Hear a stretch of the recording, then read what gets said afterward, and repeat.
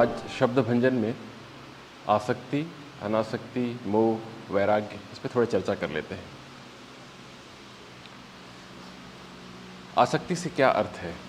किसी के प्रति अत्यधिक लगाव, लिप्तता। मोह भी समानार्थी शब्द हो जाता है कई बार की आसक्ति का। जब किसी के प्रति बहुत ज़्यादा अटैच्ड हो जाते हैं आप, तो वहाँ पर आसक्ति का होना मानते हैं। आसक्ति कई रूपों में हो सकती है, अलग अलग व्यक्ति के अलग अलग विषय हो सकता है आसक्ति का। किसी के लिए वस्तु हो सकती है, किसी के लिए व्यक्ति हो सकता है, किसी के लिए कोई परिस्थिति हो सकती है, किसी के लिए केवल ये देह भी हो सकती है, बड़ी आसक्ति। वैसे देखें तो अधिकांश के लिए तो देह तो होती ही है, देहासक्ति बहुत मुख्य है। जितनी आसक्तियाँ हैं इस जगत में, उन सब में देहासक्ति बहुत मुख्य है। और इसमें प्रकृति का भी बड़ा योगदान है, क्योंकि इस देह के जरिए ही आप इस जगत से जुड़ते हैं। तो प्रकृति पूरी कोशिश करती है कि आप इस देह की रक्षा में लगे रहें, और उस देह की रक्षा के उद्देश्य से ही देहासक्ति पहले होती है असल में। लेकिन एक सीमा से जब ज़्यादा हो जाती है वो, तो फिर वो कष्ट देने लगती है। जैसे हम कार्यक्रम के पहले भी चर्चा कर रहे थे, कोई भी चीज़ जब एक सीमा से ज़्यादा हो जाती है तो अच्छी चीज़ भी नुकसान करने लग जाती है, कष्ट देने लगती है। तो शरीर का जतन करना, देखभाल करना, उसमें देहासक्ति नहीं है। कोई चीज़ उपयोग की वस्तु है तो उसका तो ध्यान रखना ही चाहिए। जैसे हमारी कार है, कार की सर्विसिंग समय पर ज़रूरी है, रोज़ थोड़ा पोंछ पाछ ले तो अच्छा लगता है, बैठने योग्य मालूम पड़ता है। लेकिन कोई दिन भर उसके ही पीछे लगा रहे, 2-2 घंटे तक उसकी सफाई करे। मैं जब चंडीगढ़ में था तो वहाँ एक सज्जन थे, वो अपनी कार को करीब 2 घंटे रोज़ धोते थे, पता नहीं क्या करते थे। जबकि वहाँ पर इतना पोल्यूशन ही नहीं है, डस्ट ही नहीं है। और जिस समय मैं था वहाँ पर, उस समय तो बिल्कुल भी नहीं था। अभी ज़रूर बढ़ गया है थोड़ा, लेकिन फिर भी उतना नहीं है। उस समय तो बिल्कुल भी पोल्यूशन नहीं था, और वो इतना लगाव उनको उस गाड़ी से, सुबह से लेकर शाम तक उसी के पीछे। सुबह उठते थे, सबसे पहले वही काम, 2 घंटे रोज़ धोना है उसको। तो ये अत्यधिक लगाव आपका समय भी नष्ट करता है, ऊर्जा भी खत्म होती है, और आपके जीवन में स्थूलता आ जाती है ना, स्थूलता आ जाती है। फिर आप सूक्ष्म विषयों को समझने लायक नहीं रह जाते हैं।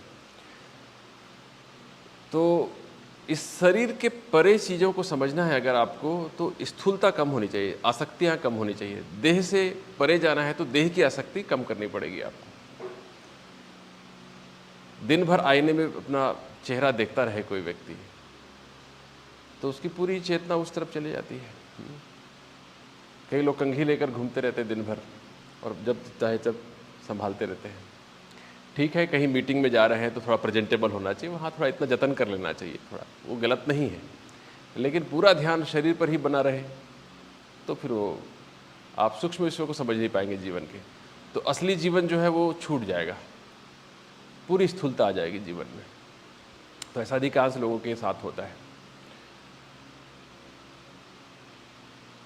तो अगर आत्मबोध प्राप्त करना है तो आपका अटेंशन शिफ्ट होना चाहिए, है ना। शरीर से शिफ्ट होगा तभी आप उस तरफ देख पाएंगे। सारा यही ध्यान रहेगा तो उधर नज़र नहीं जा पाएगी।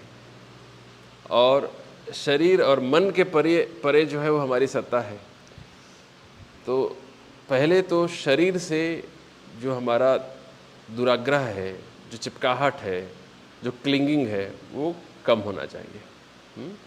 हमेशा इसलिए मैं ध्यान के दौरान इस योग में उसको जरूर हिस्से के रूप में रखा है कि शरीर को जो है एक वस्तु की भांति ही देखना है, एक साधन की भांति ही देखना है ना। जब ऐसा देखते हैं तो एक तो हम शरीर नहीं है इसका धीरे धीरे बोध होने लग जाता है। पहले जब हम शुरुआत करते हैं तो ऐसा मालूम पड़ता है ज़बरदस्ती थोप रहे हैं अपने आप पे इस भाव को, शरीर ही है ऐसा मालूम पड़ रहा होता है, और ज़बरदस्ती हम थोप रहे हैं कि हम शरीर नहीं हैं। लेकिन जैसे जैसे आप ये साधना करते जाते हैं तो आपको मालूम पड़ता है कि नहीं, यही तथ्य है, दिस इज़ द फैक्ट। ठीक है ना, क्योंकि निद्रा की अवस्था में भी आपका अस्तित्व रहता है, जबकि आपका शरीर मृत प्राय पड़ा होता है। बिस्तर पर, तब भी आप रहते हैं, तभी तो आप जागने पर कह पाते हैं कि आप सोए थे बड़ी गहरी नींद में। स्वप्न देख रहे होते हैं तब भी एक अलग दुनिया में होते हैं, लेकिन शरीर अलग पड़ा रहता है। मतलब एक अलग चेतना है जो इस शरीर से परे है। तो जैसे जैसे आप शरीर के प्रति आसक्ति कम करते हैं, आपकी योग्यता बढ़ती है आत्मा का अनुभव करने की, आत्मा की अनुभूति की जो योग्यता है वो आपकी बढ़ती जाती है। तो ये प्री रेक्विजिट है, प्राथमिक योग्यता इससे मिलती है जब आप शरीर को एक वस्तु की भांति देखते हैं। तो देहासक्ति को मिटाने का तरीका, इसलिए बहुत सारे जितने भी साधनाएं रची गई, तप जो किए जाते थे, वो बहुत बार की मनोबल को बढ़ाने के साथ साथ देहासक्ति को कम करने के लिए हुआ करते थे। जैसे किसी को बहुत नए नए कपड़े पहनने का शौक हो, शरीर को सजाते हैं कपड़े पहन के तो ज़्यादातर, वरना कुछ भी पहन लो, ढक लो, ठीक है वो भी, लेकिन हम उसको और करते जाते हैं। तो कुछ लोगों ने फिर वस्त्र का त्याग करना शुरू कर दिया, कुछ लोग लंगोटी पे आ गए, कुछ पूरा ही त्याग कर दिया, दिगंबर हो गए, शरीर को सजाना ही क्या। कुछ लोग हैं जो आभूषण धारण नहीं करेंगे, वो भी एक तरीका है एक देहासक्ति मिटाने का, क्योंकि अलग अलग चेतना के स्तर में अलग अलग अभ्यास। कुछ लोग उपवास रख लेते हैं, लंबा उपवास रख लेते हैं कि शरीर जो है वो भूख सहन कर सके और शरीर के प्रति जो है वो एक थोड़ी तटस्थता आ जाए, है ना।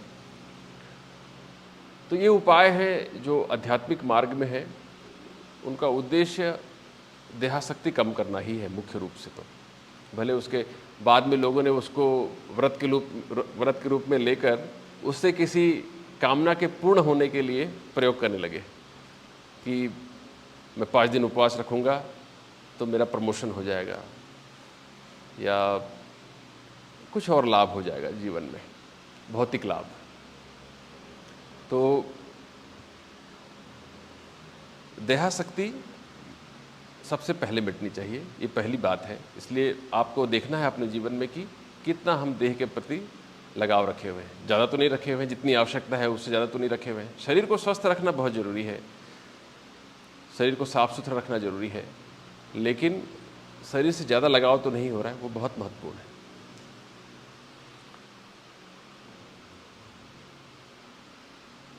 और इसकी गहराई में जाएं तो एक शब्द है वैराग्य। क्या अर्थ है वैराग्य का?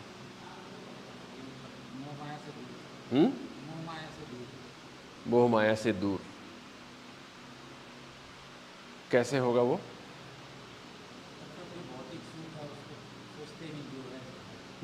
जो जैसा है जो सुख है वो सुख नहीं है, ऐसा। जो सुख है वो सुख है, तो वैराग्य कैसे आएगा? समदर्शी हो जाता है, समता, हर जगह समता ले आता है, सब चीज एक समान है उसके लिए। तो वैराग्यवान तो हम उसको कहते हैं ना जो लोग सारा कुछ छोड़ के बैठे हैं।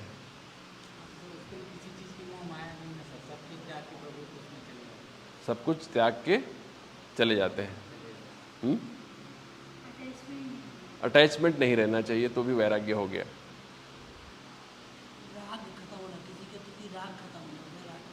राग खत्म हो जाना,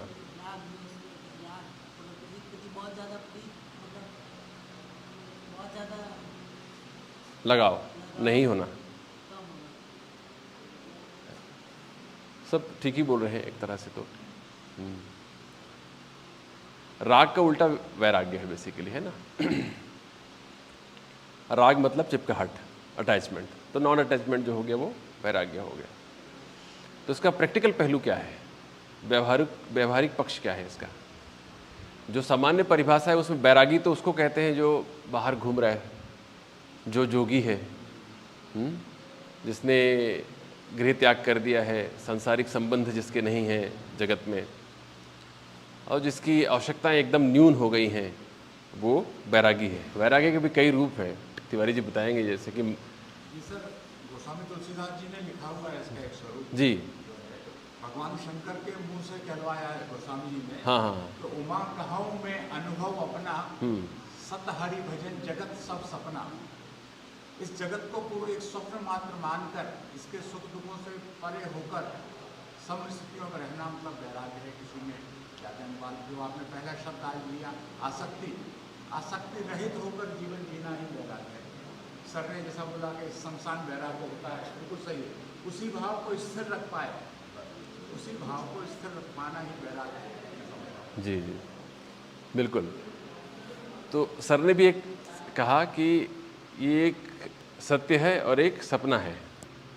आपने भी कहा कि जब हम स्मशान में जाते हैं तो मालूम पड़ता है कि ये सब झूठ है और सच्चा कुछ और है, ये सब सच नहीं है जो दिख रहा है वो। इस पर थोड़ा गौर करना चाहिए हमको कि क्या सचमुच में जो दिख रहा है, दृश्यमान है, वो क्या सपना है? सपना है क्या? नहीं, ऐसे डिस्कस कर रहे हैं, we are discussing, we are just trying to find the truth for us. ये सपना है क्या जो दिख रहा है? आपकी दृष्टि में मैं सपना हूं क्या? सपने का पात्र हूं? ये जो दिखाई पड़ रहा है वो सपना है क्या? शंकराचार्य ने भी कह दिया था ब्रह्म सत्यम जगन मिथ्या। तो सपना ही है। क्यों? अच्छा, बड़ा सपना है। मृत्यु के बाद की बहुत सारी चर्चाएं हैं, अलग अलग शास्त्रों में अलग अलग वर्णन है। जो भारत में जितने धर्म हुए हैं उनमें से अधिकांश जो है वो पुनर्जन्म को मानते हैं। बाहर के लोग नहीं मानते पुनर्जन्म को, है ना? तो या तो वो गलत या तो इधर गलत, है ना? ऐसे ही होगा, एक ही सत्य होता है, क्योंकि या तो वो गलत या ये इधर गलत। उनके हिसाब से यहाँ पर जिसने गलत कर्म किया वो अनंत काल के लिए नरकगामी हो गया। वहाँ पर he will live in hell for eternity, उनके हिसाब से। अब पुण्य किया तो हेवन में रहेगा, स्वर्ग में रहेगा, जन्नत में रहेगा अनंत काल तक। मतलब एक छोटा सा जीवन काल है, इसमें जो भी आपने कुछ कर दिया उल्टा सीधा तो अनंत काल तक नरक में पड़ा रहेगा। और अगर यहाँ पर छोटे से जीवन काल में अच्छा कुछ कर दिया तो उसमें प्रणाम, तो उसमें अनंत काल तक जो है वो आनंद को भोगेगा जन्नत में। ये तो बड़ी नाइंसाफ़ी होगी ना, क्योंकि हमारी जीवन यात्रा इतनी बड़ी है, उसमें इतने छोटे समय के लिए कुछ हमको अवसर दिया गया और उसके आधार पर पूरा निर्णय ले लिया।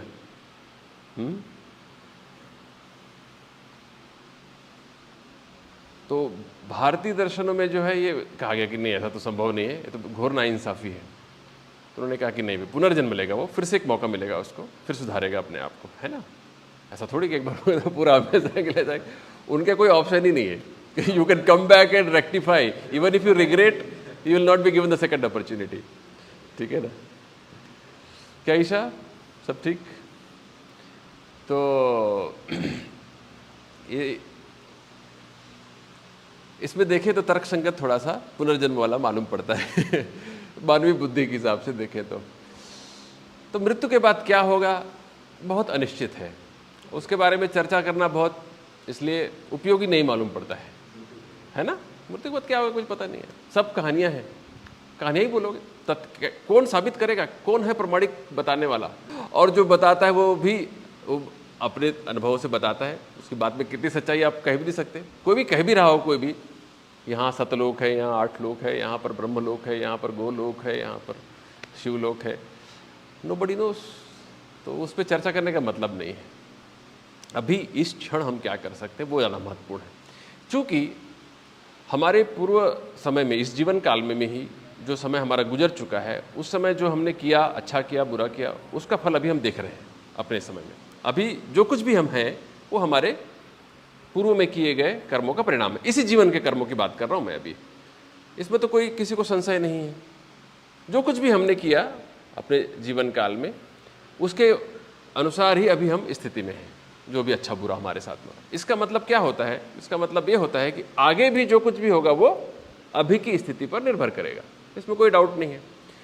इसका मतलब ये भी हुआ कि इस जीवन काल में अगर हम सब कुछ अच्छा अच्छा करते हैं, तो अगर मृत्यु के बाद कोई जीवन है तो उसमें भी अच्छा अच्छा होगा, इसमें कोई कन्फ्यूजन नहीं है। इसलिए उसकी अलग से चिंता करने की आवश्यकता नहीं है, ये भी साबित हो जाता है इससे। तो कुल मिलाकर बात आती है कि वर्तमान बहुत महत्वपूर्ण है। यहाँ पर हम ठीक कर लें तो भविष्य की चिंता करने की जरूरत नहीं है, ये स्पष्ट हो गया। इसलिए सारा का सारा फोकस जो है वर्तमान पे करने की आवश्यकता है। इसलिए ये जीवन बहुत महत्वपूर्ण है जो है आपके हाथ में अभी, जो हाथ में जीवन है, ये जीवन है जो, ये बहुत महत्वपूर्ण है ये। इसलिए इसको झूठा भी नहीं कह सकते आप। इसको झूठा कहेंगे तो इसकी उपयोगिता खत्म हो जाएगी पूरी की पूरी। इससे सच्चा तो कुछ है ही नहीं ये जीवन जो दिख रहा है आपके इसमें। जिस परिप्रेक्ष्य में गोस्वामी तुलसीदास ने कहा होगा या शंकराचार्य ने कहा होगा वो अलग संदर्भ है, मैं उस पर बताता हूँ, फिर आपको चर्चा करते हैं उस पर।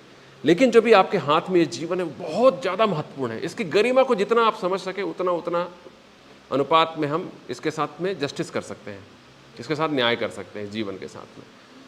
तो अभी अगर हम बहुत सुंदर तरीके से जीवन को जीते हैं तो भविष्य जो है वो सुंदर तरीके से बीतेगा, ये बात पक्की है। अगर यहाँ पर हमने बदमाशी की तो फिर बाद में फिर दुख भोगना ही पड़ेगा, कोई नहीं बचा सकता है।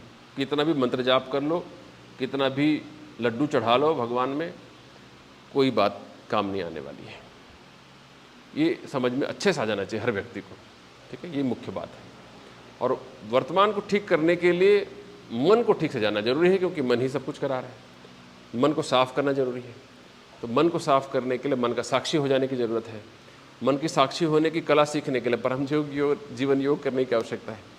उसके द्वारा ही आप धीरे धीरे करके मन के साक्षी हो पाते हैं। आसान लगता है मन के साक्षी हो जाए करके, लेकिन अभ्यास चाहिए उसके लिए, नित्य अभ्यास चाहिए, तब जाके आप मन के साक्षी हो पाएंगे। मन के, शरीर के, इमोशंस के, इन सब के साक्षी हो पाएंगे। और जब तक उनके साक्षी नहीं होंगे कष्ट पीछे लगा रहेगा परछाई की भांति। तो ब्रह्म सत्यम जगन मिथ्या का क्या अर्थ है, या श्री शंकर जी जब कह रहे हैं उमा देवी से, पार्वती जी से कि ये सत्य कुछ और है और ये सपना है, तो उसका अर्थ ये है कि ये स्वप्नवत है, सपना नहीं है, स्वप्नवत है। दोनों में अंतर हो जाता है थोड़ा सा।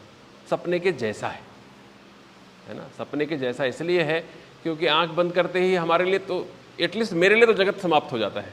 जैसे आंख बंद किया मैंने, मेरे लिए जगत खत्म हो गया। इसलिए जगत को प्रपंच भी कहा जाता है, मतलब फैलाव है। जैसे कोई आदमी है, हमारे यहाँ न्यूरोलॉजी में कई बीमारियाँ हो जाती हैं, उसमें एक बीमारी है जिसमें कि सर्वाइकल कार्ड में इंजरी हो गई यहाँ पर, तो पैरालाइज हो जाता है पूरा का पूरा, यहाँ से नीचे पूरा पैरालाइज हो गया, वो एक कमरे में आबद्ध हो गया, वो बिस्तर में पड़ा हुआ है लगातार वो। अब उसके धीरे धीरे जगत के साथ संबंध टूटने लग जाते हैं, लोगों से मिलना जुलना नहीं हो पाएगा, और उसके पास समझ लो आजकल के जो वैज्ञानिक गैजेट्स नहीं है उसके पास में, तो और धीरे धीरे टूट जाते, संबंध खत्म होते चले जाता है। तो उसके लिए जगत का होना नहीं होने के बराबर ही है उसके पास।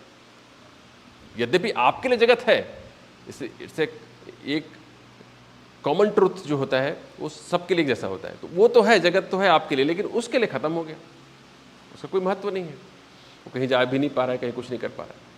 तो जैसे ही हम आंख बंद करता है, वो व्यक्ति आंख बंद कर लिया तो उसके लिए जगत खत्म हो गया पूरा का पूरा। होना नहीं होना एक बराबर है ना। तो जब कोई व्यक्ति आत्म साक्षात्कार को प्राप्त हो जाता है तो जगत का अस्तित्व होते हुए भी नहीं के बराबर हो जाता है उसके लिए। जब तक इसके प्रति बहुत ज़्यादा गहराई से लगाव है, आसक्ति है, तभी तक वो बहुत उस दृष्टि से सत्य मालूम पड़ता रहेगा जैसे एक सामान्य व्यक्ति को मालूम पड़ता है।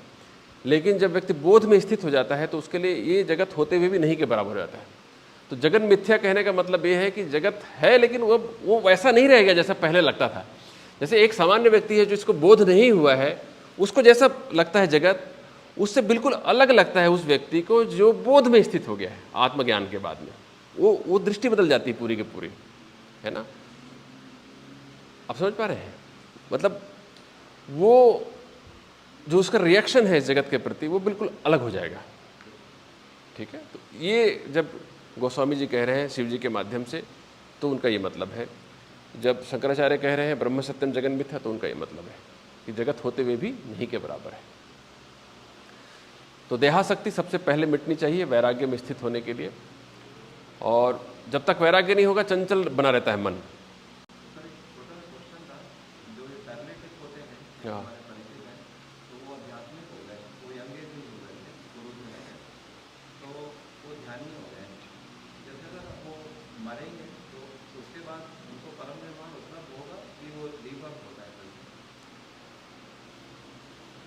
जब अभी क्या है, कैसी स्थिति में है अभी, मन की स्थिति कैसी है? अभी भक्त हो गए हैं। 25 सालों से एक ही पे हैं, हाँ, बैठे हैं। उनको कोई करवट चेंज कराता है, ठीक है। ध्यान ही है उनके यहाँ, जाते रहता हूँ मैं। हाँ, तो अच्छी बातें करते हैं, ध्यान यानी मैं समझ गया कि संसार से तो कनेक्शन टूट रहा है, तो अंदर नहीं जाएंगे। तो जैसा अध्यात्म दिखता है उनके चेहरे पे, हाँ। जैसे वो अब ये देह छोड़ेंगे तो फिर रीबर्थ होगा कि सीधा ईश्वर में विलीन हो जाते हैं। देखिए, इसमें एक चीज़ समझने जैसा है कि अभी वो शारीरिक रूप से अक्षम है ना? तो कई बार वैराग्य, जैसे वो शमशान वैराग्य है और मरकट वैराग्य है, वैसे ही शारीरिक अक्षमता की वजह से भी वैराग्य आ जाता है। तो शरीर फिर से सक्षम हो जाएगा अगर, तो फिर वो वैराग्य रह जाएगा कि नहीं रह जाएगा, ये देखने वाली बात है ना? तो वो स्थायी लाभ नहीं होता है। बहुत बारगी वो विवस्थावश वैराग्य आ गया है। हाँ, कुछ है नहीं इसलिए आ गया है, कोई उपाय भी नहीं है, कुछ भोग की इच्छा हो तो भी नहीं कर सकते आप तो अभी, ठीक है ना? एक तरीके से मन को समझाने के लिए वैराग्य ओढ़ लेता है कई बार आदमी, और कोई उपाय नहीं है करके। और कई बार कि सचमुच में वो असल वैराग्य में बदल सकता है, ये नहीं कह रहा हूँ मैं कि नहीं बदल सकता है, लेकिन ये हम नहीं कह सकते हैं अभी कि वो सचमुच में वो पूर्ण वैराग्य को उपलब्ध हो गए हैं। हाँ, मैं ये कह रहा हूँ कि मृत्यु के बाद की ज़्यादा चर्चा अभी नहीं करनी है। अभी ये आपको देखना है कि अभी आप कितना ज़्यादा डिटैच्ड फील करते हैं जगत से, मतलब साक्षी भाव में रहते हैं। उसका क्या मतलब हुआ कि जगत के लोग, जगत की परिस्थितियाँ, जगत की वस्तु कितना आपको निगेटिवली अफेक्ट कर पाती हैं। विपरीत परिस्थिति में आपके मन की स्थिति कैसी है वो निर्धारित करेगा कि आप कितने गहरे पानी में हैं, ठीक है ना? और कितना आपका डावाडोल होता है चित्त उस समय, वो डिसाइड करेगा। तो मृत्यु के बाद जो व्यक्ति यहाँ मुक्त है वही मुक्त हो सकेगा। अभी अगर आनंद में है आप, पूर्ण तरह आनंद में, किसी से कोई राग नहीं है आपका, और केवल व्यवहारिकता के लिए आप जगत में जी रहे हैं, है ना? सब कुछ काम करते हैं लेकिन डिटैच होके करते हैं, एकदम ऐसा लगाव नहीं है कि वो छूट जाए तो फिर आप रोने बिलखने पड़ जाए। एकदम कोई चीज़ है, कोई व्यक्ति से बहुत लगाव हो जाता है, कई लोग का तो बहुत रोते बिलखते हैं, बहुत व्याकुल हो जाते हैं, तो वो बहुत ज़्यादा लगाव की वजह से होता है। वो सत्य को स्वीकार नहीं कर पाते। बहुत छोटी सी बात है लेकिन स्वीकार नहीं कर पाता। मरना सबको ही जानता है। अभी कुछ समय पहले की बात है, मैं अपने क्लिनिक में एक पेशेंट देख रहा था, तो उस पेशेंट में मुझे डिप्रेशन के लक्षण दिखाई पड़े। तो मैंने उस महिला से पूछा कि आपके जीवन में ऐसी क्या समस्या है जिसकी वजह से आप इतने परेशान हैं? उस महिला ने कहा, डॉक्टर साहब, मेरे जेठ जी का देहांत हो गया है कोरोना की वजह से। अब मुझे ये भय खाता है कि अब जेठानी मुझे परेशान करेगी। मेरी जेठानी के साथ पहले से अनबन थी, अब जेठ जी नहीं रह गए। जेठ जी थे तब तक उनका साया था, अब उनके जाने के बाद मुझे हमेशा भय खाता है कि जेठानी मुझे तंग करेगी। बस यही सोच कर मैं परेशान रहती हूँ, यही सोच कर मेरा वज़न घटता जा रहा है, भूख नहीं लगती, किसी चीज़ में मन नहीं लगता। तो ऐसा ही बहुत छोटे छोटे चीज़ें हैं जिसमें हम इतना जानते हैं सत्य को, भी जाना है सबको। अब तुम्हारा कोई ठिकाना नहीं कल का, खुद जाने वाले हो कभी। तो आदमी इतना मूड हो जाता है कभी कभी, उसको पता ही नहीं चल पाता है कि खुद भी तो तुम लाइन लगा के खड़े हो, उसी लाइन पे हो। उसको लगता है मैंने तो अमरता की गोली खाई हुई है, साक्षात भगवान ने मुझे खिलाया था अपने हाथों से, तो मुझे तो यहीं रहना है अनंत काल तक। तो वो इतना सत्य है वो देख नहीं पाता है। तो इसलिए इस शरीर को, मरण धर्मा शरीर को ठीक ठीक जान लेने वाला व्यक्ति बहुत ज़्यादा आसक्ति से दूर हो जाता है। इसलिए देहाभिमान दूर करने का तरीका ये है कि मृत्यु को साक्षात्कार कर लो, मृत्यु को देख लो एक बार अच्छे से। एक बार बैठ के ध्यान करो, बैठो और शरीर को मृत हुआ मान लो। शरीर को लोग ले जा रहे हैं, उसकी अर्थी चढ़ा दी गई है, चिता में आग लगा दी गई शरीर को आपके। ये देख लो एक बार अच्छे से प्रॉपरली बैठ के। मृत्यु को प्राप्त होता है वह एक बार अच्छे से शरीर को जो देख लेता है, उसका राग फिर खत्म हो जाएगा शरीर के लिए, है ना? है? एक बार देख लो, वो सत्य है और हो ही जाना है एक दिन। वो तो एक दिन हो ही जाना है, तो आज ही देख लो उसको अच्छे से, तो राग खत्म हो जाएगा। तो जगत जैसा है वैसा देख पाओगे। अभी क्या वो पर्दा पड़ा रहता है आंखों के सामने, नहीं तो जो इस शरीर को बचाए रहने की चेष्टा है वही पर्दा है, वो सत्य को देखने नहीं देता। और कुछ और कौन सी माया है? अच्छा, उसके बाद अगर किसी को ये मालूम पड़ जाए कि ये आत्मा जो है कभी मरती नहीं है, इसलिए गीता में इतना सारा बोलना पड़ा उनको कि भाई मरता ही नहीं कुछ भी, तुम काहे परेशान होते हो। अर्जुन को समझाने के लिए इतना बार बार आत्मा की अमरता के बारे में इतना बोलना पड़ा उनको, है ना? बोलना पड़ा, यम येनम वेत्ति हंतारम यश्चैनम मनयते हतम उभौ तौ न बिजानी तो न हंति न हन्यते। जो इसको समझता है कि मारा जाएगा या मारता है ये किसी को, वो दोनों ही व्यक्ति नहीं जानते हैं कि ये न मरती है न मारी जाती। तो आत्मा तो हमेशा ही रहने वाली है, ये मालूम हो जाए तो भी आपका दुख खत्म हो जाए। उस व्यक्ति के लिए, जो व्यक्ति मरा हुआ है, जिसके लिए आप शोक मना रहे हो, वो तो है ही अभी भी यहीं पर ही, इस जगत में विलीन है, यहीं पर ही अस्तित्व के साथ में। जो कलेक्टिव कॉन्शसनेस है उसके साथ में अभी भी है वो विराजमान। ये भाव हो जाए तो भी आपका शोक खत्म हो जाए, और ये पता चल जाए कि आप नहीं रहने वाले हो अगले क्षणों में, तो भी आपका शोक खत्म हो जाए। मतलब कुल मिला के बात समझ में सब चीज़ों को देखने पर कि समझ इंपॉर्टेंट है जीवन में, समझ। और समझ आती है सत्संग से, साधना से, ध्यान करने से। प्रणाम।